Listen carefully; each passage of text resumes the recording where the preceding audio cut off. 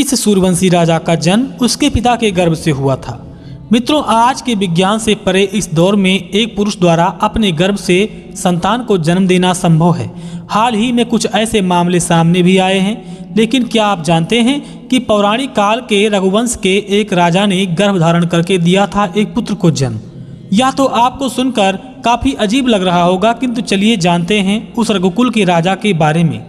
जय श्री राम मित्रों, स्वागत है आप सभी का हमारे YouTube चैनल अध्यात्म गुरु में एक बार फिर। मित्रों, आज के विज्ञान के जिन चमत्कारों को देखकर आप चौंक जाते हैं, वह चमत्कार तो हमारे पूर्वजों ने कई हजारों साल पहले कर दिया था। जैसे कि किसी पुरुष को अपने गर्भ द्वारा किसी संतान को जन्म देना। आज हम आपको मर्यादा पुरुषोत्तम भगवान श्री राम के वंशज योनाश की कथा सुनाएंगे। उन्होंने स्वयं गर्भ धारण करके अपनी संतान को जन्म दिया था, जो आगे चलकर चक्रवर्ती सम्राट राजा मांधाता के नाम से प्रसिद्ध हुआ। मित्रों, रामायण के बालकांड के अंतर्गत कुलगुरु वशिष्ठ द्वारा भगवान श्री राम के कुल रघुवंश का वर्णन किया गया है, जो इस प्रकार है। ब्रह्मांड के रचयिता ब्रह्मा जी के पुत्र मरीचि से ऋषि कश्यप का जन्म हुआ।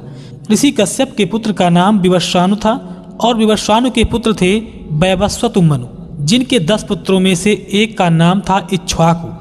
राजा इक्ष्वाकु ने ही अयोध्या को अपनी राजधानी बनाया था और उन्होंने ही इक्ष्वाकु वंश को स्थापित किया था, जिसके बाद इसी वंश में राजा युवनाश का जन्म हुआ था और इस वंश का नाम इक्ष्वाकु वंश रखा गया था।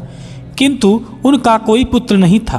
वंश की उन्नति और पुत्र प्राप्ति की इच्छा में उन्होंने सारा राजपाट त्याग दिया और वन में जाकर कठिन तपस्या करने लगे। वन में अपने निवास के समय उनकी मुलाकात महर्षि भृगु के वंशज च्यवन ऋषि से हुई। च्यवन ऋषि ने राजा युवनाशु के पुत्र की प्राप्ति की सहायता के लिए पुत्रेष्ठी यज्ञ करना शुरू किया, ताकि राजा की संतान जन्म ले सके।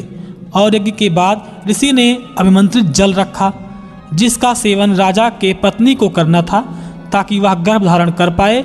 वही राजा युवनाश की संतान के चाहत के उद्देश्य से हुए इस यज्ञ में कई ऋषि मुनियों ने हिस्सा लिया और यज्ञ के बाद सभी जन थकान के बाद गहरी नींद में सो गए।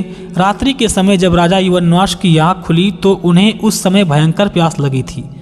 राजा ने पानी के लिए सभी ऋषियों मुनियों को पुकारा, लेकिन थकान के चलते वहाँ के सभी परिजन गहरी नींद में थे, इसलिए किसी ने उनके जवाब को नहीं दिया। ऐसे दशा में राजा ने स्वयं पानी की तलाश करना शुरू कर दिया। उनको वह कलश दिखाई दिया जो मंत्रों से अभिमंत्रित रखा हुआ था, लेकिन राजा इस बात से अनजान थे कि वह जल किसी उद्देश्य के लिए है और बिना सोचे विचारे ज़्यादा प्यासा होने के कारण वह सारा पानी पी गए। जब सुबह के समय इस बात का पता ऋषि च्यवन को हुआ तो उन्होंने राजा से कहा कि आपकी संतान अब आपके ही गर्भ से जन्म लेगी। समय बीता और जब संतान के जन्म लेने का सही वक्त आया, तब देव चिकित्सक अश्विनी कुमारों ने राजा युवनाश के पेट को चीरकर बच्चे को बाहर निकाला। युवनाश भी अश्विनी कुमार के द्वारा सुरक्षित बच गए। अब बच्चे के जन्म के बाद यह समस्या उत्पन्न हुई कि बच्चे की भूख कैसे मिटेगी। इस बात का विचार करने के लिए सभी देवता वहां एकत्रित हुए। इतने में देवराज इंद्र ने उन्हें कहा वह बच्चे के लिए माँ की कमी पूरा करेंगे। तब इंद्रदेव ने अपनी उंगली को शिशु के मुंह में डाल दिया, जिसमें दूध निकल रहा था, और देवराज इंद्र ने कहा मम धाता, अर्थात इसकी मैं स्वयं माँ हूँ। इसी कारण उस शिशु का नाम ममधाता अर्थात मानधाता रखा गया।